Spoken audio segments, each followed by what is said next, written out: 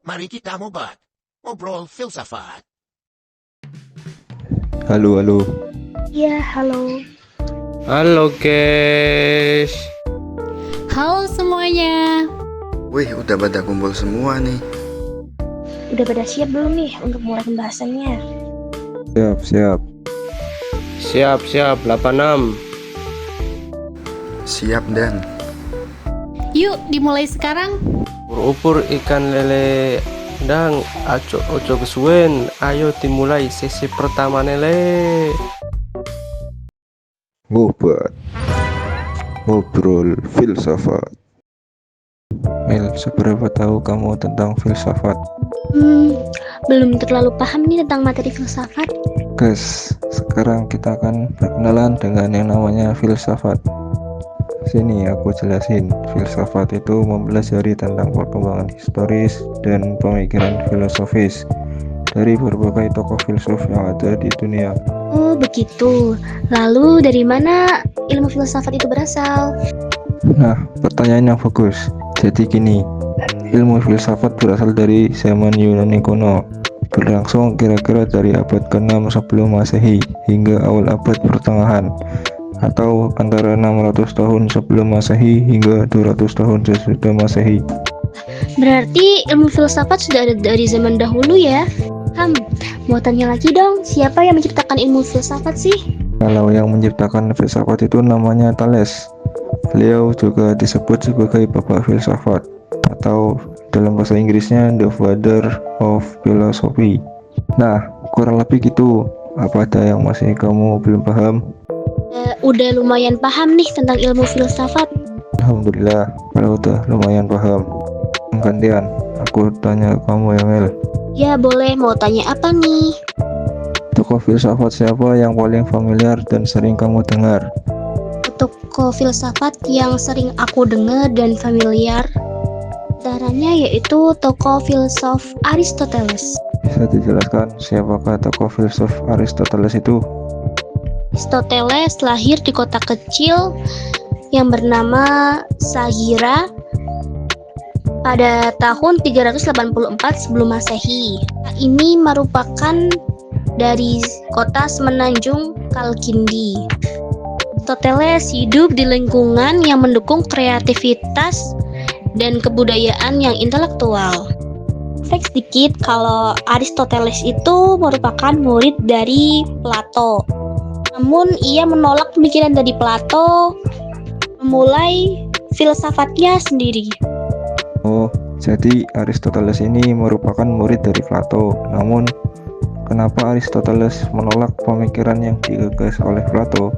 Gini, yang awal mulanya Aristoteles itu menekankan observasi empiris dan pengetahuan praktis, sementara Plato berfokus dengan bentuk ideal dan kontak metafisik.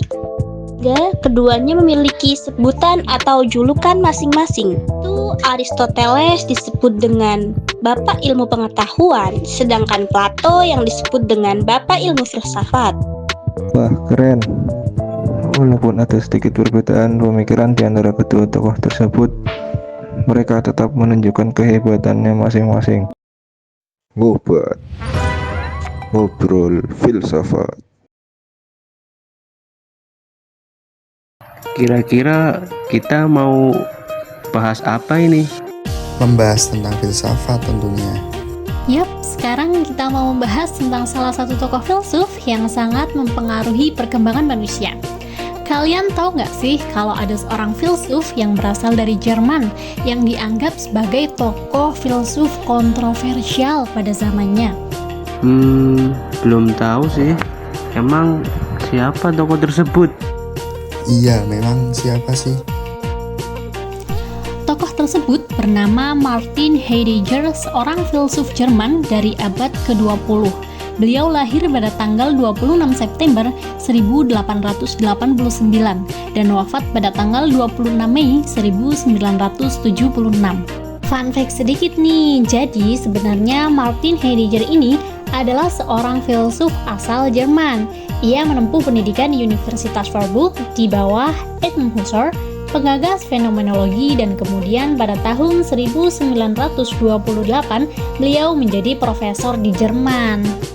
Mengapa Heidegger disebut sebagai filsuf kontroversial? Ya, karena dalam pemikirannya beliau memberikan kritik yang mendalam terhadap cara berpikir modern teknologis yang menjadi landasan bagi perkembangan masyarakat kontemporer. Oke, terus apa hubungannya teknologi dengan perkembangan manusia yang kontemporer? Jadi gini, menurut Heidegger, teknologi tidak hanya menjadi alat atau instrumen bagi manusia, tetapi lebih dari itu. Teknologi telah sampai pada fase menentukan cara pandang manusia terhadap dunia. Dari sudut pandang Heidegger, ia berpendapat bahwa kita umat manusia cenderung melihat teknologi hanya sebagai alat yang digunakan untuk mencapai tujuan tertentu, tanpa mempertimbangkan dampak filosofis dan eksistensial yang lebih dalam. Lantas, teori apakah yang digunakan oleh Heidegger? Nah, ini tak jelasin. Heidegger mengklaim bahwa teori korespondensi kebenaran ada karena ada fenomena kebenaran primordial. Arti dari kebenaran primordial adalah kebenaran tentang ada sebagai penyingkapan ada atau sein dari makhluk sein yang memungkinkan kebenaran entitas terungkap. Apa konsekuensi dampak dari pemikiran Heidegger tentang pandangan teknologis? Yap, ada dampak dari pemikirannya. Salah satu konsekuensi utama dari pandangan teknologis ini adalah aliansi manusia. Dalam mengejar kemajuan teknologi, manusia cenderung melupakan hubungannya dengan alam dan makna yang lebih dalam tentang kehadirannya di kehidupan.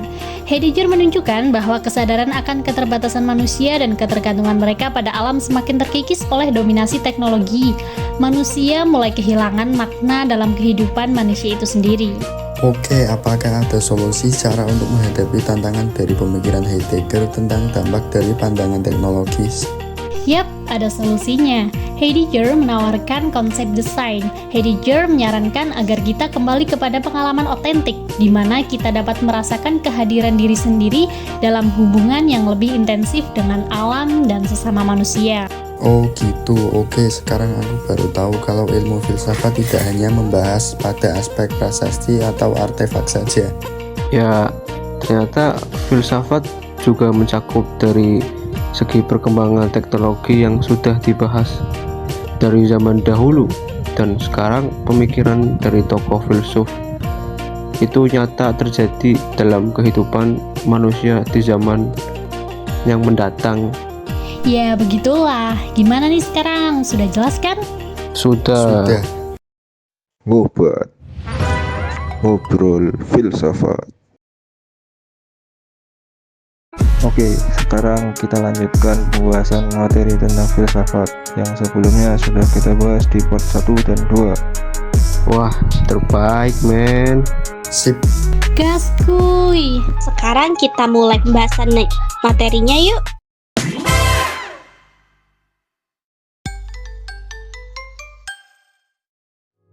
Kalau di Indonesia sendiri ada nggak ya tokoh filsuf yang mempelajari dan mengkaji tentang filsafat? Iya, ada. Beliau bernama Bapak Fahrudin Faiz. Lebih tepatnya Dr. Haji Fahrudin Faiz, SAG, MAG. Beliau merupakan seorang filsuf muslim yang lahir di Mojokerto pada 16 Agustus 1975. Pak Faiz memulai karir akademik di alma maternya sebagai dosen sekaligus menjadi wakil dekan Fakultas Usuluddin dan Filsafat di kampus UIN Sunan Kalijaga, Yogyakarta. Bersamaan dengan itu, Pak Faiz juga mengampu kuliah di luar kampus, yaitu ngaji filsafat. Ya, kalau nggak salah, beliau ini sering memberikan pembahasan materi tentang ilmu filsafat dari tingkat yang dasar sampai tingkat yang tinggi. Beliau ini juga sering mempelajari tentang filsafat stoikisme dan menyebarluaskan ilmunya ke orang lain melalui channel YouTube. Sebentar. Itu ada yang namanya filsafat stoikisme. Itu artinya apa sih? Yang dimaksud dari filsafat stoikisme? Bantu jawab ya. Jadi filsafat stoikisme itu adalah aliran filsafat kuno yang mengajarkan seorang untuk hidup bebas dari hasrat atau pengaruh oleh kebahagiaan atau kesedihan yang didatangkan oleh orang lain. Sif stoikisme menekankan pada manusia harus bisa mengontrol emosinya dan menerima apa yang tidak bisa diubah. Kalau ngaji filsafat yang diajarkan oleh Pak Faiz itu apa ya maksudnya? For your information, ngaji filsafat merupakan sebuah kajian yang diampu oleh Pak Fahrudin Faiz. Jika sebuah kajian identik dengan pembahasan agama, ngaji filsafat berisi tentang tokoh dan pemikiran filsafat. Jadi gini Pak Faiz, mempunyai alasan hermeneutis di balik maksud pemilihan kata ngaji diambil dari kata dasar aji yang artinya kemuliaan. Maka ngaji berarti upaya untuk menjadi mulia atau mencari kemuliaan. Sehingga secara sederhananya, ngaji filsafat berarti upaya mencari kemuliaan dan menjadi mulia dengan filsafat. Nah, dengan adanya Pak Fahrudin Faiz dan ngaji filsafat merupakan angin segar bagi umat Islam. Dia berhasil mengubah stigma mengenai filsafat yang selalu dianggap berat di masyarakat menjadi lebih ringan dan menyenangkan. Tadi kita kan sudah bahas tentang tokoh filsuf Islam yang ada di Indonesia. Sekarang kita ganti topik ya. Tadi kan aku menyinggung tentang filsafat stoikisme. Apakah ada yang tahu siapakah tokoh-tokoh filsafat stoikisme? Aku tahu tokoh filsafat stoikisme ada 5. Yang pertama itu Zeno dari Citium, yang kedua itu Seneca, yang ketiga itu Claudius, yang keempat Epictetus, dan yang kelima yang terakhir itu Marcus Aurelius. Adakah yang bisa menjelaskan masing-masing dari tokoh itu? Oke, aku jelasin pemikiran dari tokoh filsuf stoikisme, yaitu Zeno ya. Mengutip laman The Collector, stoikisme lahir dari pergolakan hidup Zeno, seorang pedagang kaya dari Venesia yang kehilangan segalanya setelah kapalnya karam. Perjalanan ini membawanya ke Athena, di mana ia mempelajari filsafat di bawah bimbingan Krates si sinis. Meski terinspirasi oleh gaya hidup sederhana Krates, Zeno memilih menciptakan aliran yang lebih seimbang antara spiritualitas dan kehidupan sehari-hari. Ya, aku lanjutin dari bawah Stoa Poikile. Zeno mengajarkan ajaran tentang kebajikan, pengendalian diri, dan penerimaan. Filosofinya menekankan pentingnya hidup selaras dengan alam dan logos, kekuatan ilahi yang mengatur alam semesta melalui ajarannya. Zeno tidak hanya membangun dasar stoikisme, tetapi juga menunjukkan bahwa kegagalan dapat menjadi pintu menuju kebijaksanaan. Nah, jadi begitu teman-teman. Wait, sebentar. Dalam pemikiran Zeno menjelaskan tentang kekuatan ilahi yang mengatur alam semesta itu.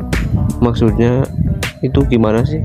Jadi gini, di zaman kuno, ajaran Zeno dan tentang logos dan alam semesta sangat berpengaruh di dunia kuno. Stoikisme menjadi aliran filsafat yang paling berpengaruh di Yunani dan Romawi. Dan tokoh-tokoh yang terkenal seperti Seneca, Epictetus, ajaran tentang hidup dan logos sesuai dengan makna menerima takdir dengan tenang. Jadi, prinsip hidup yang dipegang oleh banyak orang.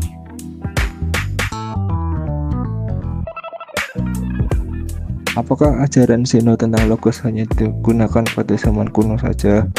Gini, ajaran Zeno tentang logos juga ada di zaman modern. Konsep logos dan pandangan tentang alam semesta yang diatur oleh prinsip rasional tetap relevan.